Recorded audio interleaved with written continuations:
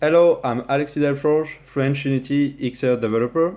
Here is a course on networking solution with general knowledge on the first episode, then a focus on MLAPI with some examples and live coding sessions.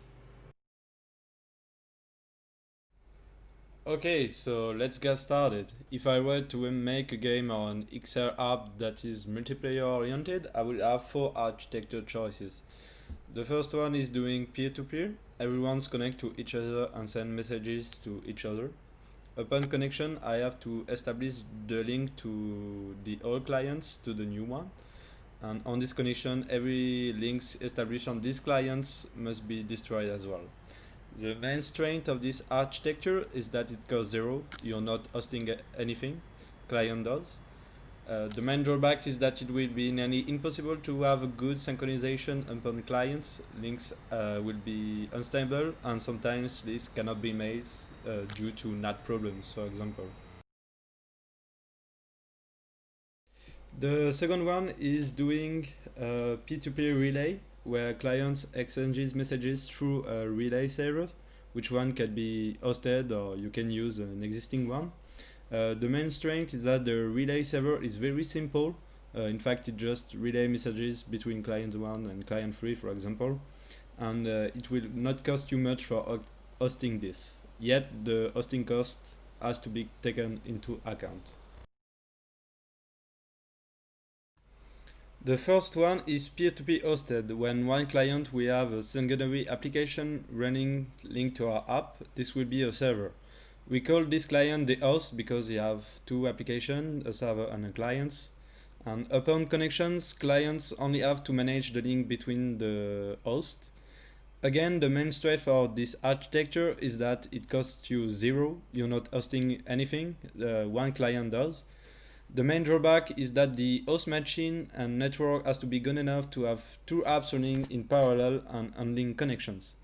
And some configuration has to be made host side to be sure links can be done by every client. For example, if I were to host a Minecraft server on my machine, I would have to open the ports on my machine and on my router as well.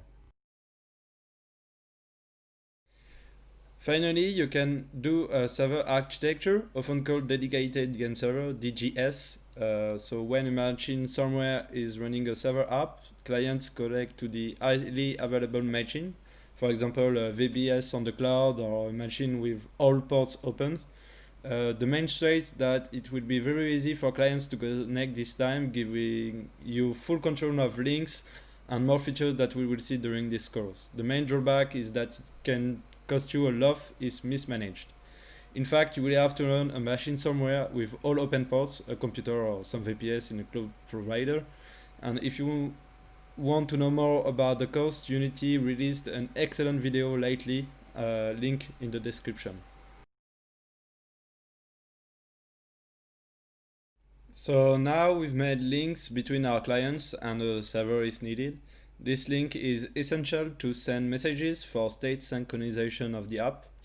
Let's say I'm doing a VR Pictionary where virtual reality players connect to a room and start drawing for others to guess.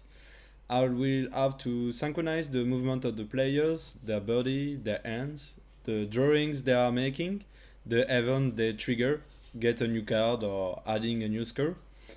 All these actions make a game state that is updated every action. In networking solution, we try to maintain this game state synchronized on everyone sending messages to every client. So messages are sent through a network. It's 100% of the time internet and through a protocol. Here are some examples: TCP, UDP, RUDP, which is a reliable UDP implementation, IPTV for TV apps, for example. It's good to have a good knowledge of this configuration of your networking solutions.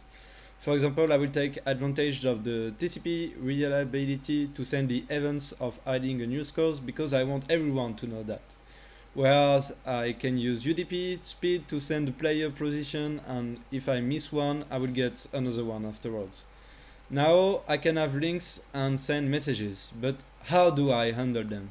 That's the work of the networking solutions.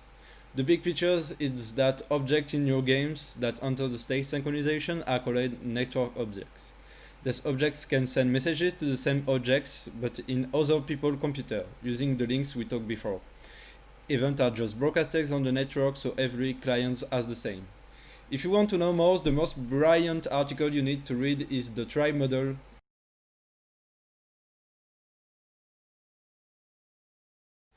Okay, so we need to choose a networking stack that makes the links between all clients in the architecture we choose, P2P, P2P relay, P2P hosted, or DGS. I've made a public check to discuss that. This list is not exhaustive and it will change over the years. Consider this the stage of June 2020. And feel free to comment the cheat if you have questions or if you want to upgrade this. Before asking, UNet is deprecated, so it's not in the list.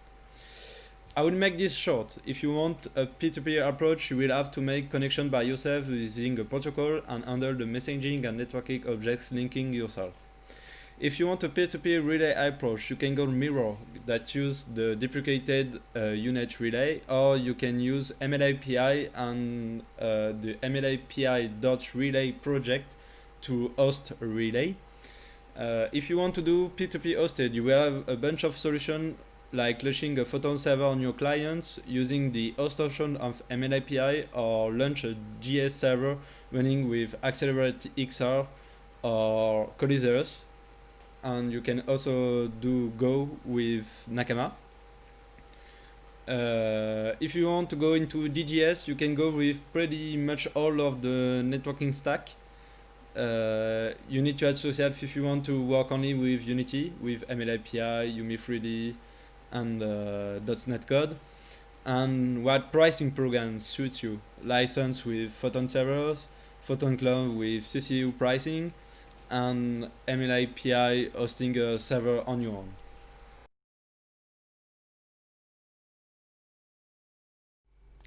So now I will explain how I decided to choose MLAPI as networking stack for my VR app, VR Picture Memory.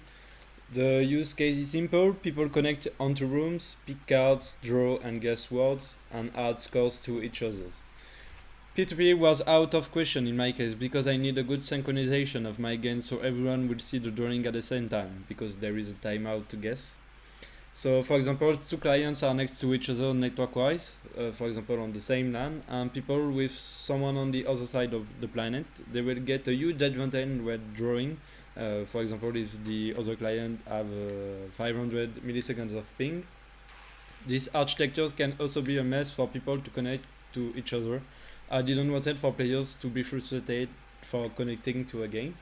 Peer-to-peer relay was not an option either because I wanted to manage the links and have more features that we will talk in the next videos. Peer-to-peer hosted was questioned, but the host has to open some ports on their machine plus their routers to be sure everyone can connect to them. Think as the MassCram server example. This was not convenient either.